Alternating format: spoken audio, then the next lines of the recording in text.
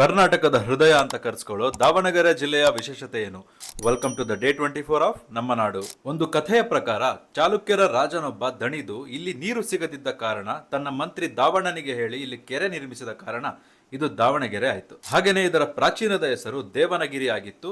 ಕಾಲಕ್ರಮೇಣ ಇದು ದಾವಣಗೆರೆ ಆಯಿತು ಎಂಬ ಐತಿಹ್ಯವೂ ಇದೆ. ಚಿತ್ರದುರ್ಗ ಹಾಗೂ ಶಿವಮೊಗ್ಗದ ಕೆಲ ಭಾಗಗಳನ್ನು ತೆಗೆದುಕೊಂಡು 1997ರಲ್ಲಿ ದಾವಣಗೆರೆ ಜಿಲ್ಲೆ ಆಯಿತು. ಇಲ್ಲಿನ ಶಾಂತಿ ಸಾಗರ ಕೆರೆ ಏಷ್ಯಾದಲ್ಲಿಯೇ ಎರಡನೇ ಅತಿ ದೊಡ್ಡ ಕೆರೆಯಾಗಿದೆ. ಕಾಟನ್ ಮಿಲ್ಸ್ ಹಾಗೂ ಟೆಕ್ಸ್ಟೈಲ್ ಉದ್ಯಮ ಇಲ್ಲಿ ಹೆಚ್ಚಾಗಿ ಇರುವ ಕಾರಣ ದಾವಣಗೆರೆಯನ್ನ ಕರ್ನಾಟಕದ ಮ್ಯಾಂಚೆಸ್ಟರ್ ಅಂತ ಕರಿತೀವಿ. ಗರಿಗರಿಯಾದ ಬೆಣ್ಣೆ ದೋಸೆ ದಾವಣಗೆರೆಯ ವಿಶೇಷ. ಹಾಗಾಗಿ ದಾವಣಗೆರೆಯನ್ನ ಬೆಣ್ಣೆ ನಗರಿ ಅಂತ ಕರೀತಾರೆ. ದಾವಣಗೆರೆಯ ಅವಳಿ ನಗರ ಹರಿಹರ.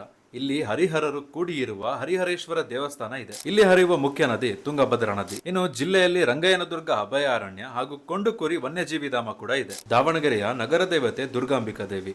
ಇಲ್ಲಿ ನಡೆಯುವ ದುಗ್ಗಮ್ಮ ಜಾತ್ರೆ ಜಿಲ್ಲೆಯ ಅತಿ ದೊಡ್ಡ ಉತ್ಸವವಾಗಿದೆ. UBDT, GMIT, JJM ಮೆಡಿಕಲ್ ಹಾಗೂ ಬಾಪೂಜಿಗಳಂತಹ ಎಜುಕೇಶನ್ ಇನ್ಸ್ಟಿಟ್ಯೂಟ್ಗಳಿರೋ ಜಿಲ್ಲೆ ದಾವಣಗೆರೆ. ಭಾರತದ ಅತಿ ದೊಡ್ಡ ಗ್ಲಾಸ್ ಹೌಸ್, ಕುಂದವಾಡದ ಲೇಕ್, ಸಂತೆಬೆನ್ನೂರು ಪುಷ್ಕರಣಿ ಹಾಗೂ ಬಾತಿಗುಡ್ಡ ಇಲ್ಲಿನ ಕೆಲವು ಟೂರಿಸ್ಟ್ ಸ್ಪಾಟ್ಗಳು. ಉಕ್ಕಡಗಾತ್ರಿ ಕರಿಬಸವ, ನೀಲಗುಂದದ ಭೀಮೇಶ್ವರ, ಬಗಡಿ ಕಲ್ಲೇಶ್ವರ ಹಾಗೂ ತೀರ್ಥರಾಮೇಶ್ವರ ಇಲ್ಲಿನ ಕೆಲವು ಧಾರ್ಮಿಕ ಕ್ಷೇತ್ರಗಳು. ಇವಾಗ ನೀವು ಹೇಳಿ, ಇಂಜಿನಿಯರ್ನ ಕನ್ನಡದಲ್ಲಿ ಏನಂತಾರೆ? ಕಮೆಂಟ್ ಮಾಡಿ ತಿಳಿಸಿ. ಪೇಜ್ ಫಾಲೋ ಮಾಡೋದನ್ನ ಮರಿಬೇಡಿ. ಮುಂದಿನ ವಿಡಿಯೋದಲ್ಲಿ ಸಿಗ್ತೀನಿ.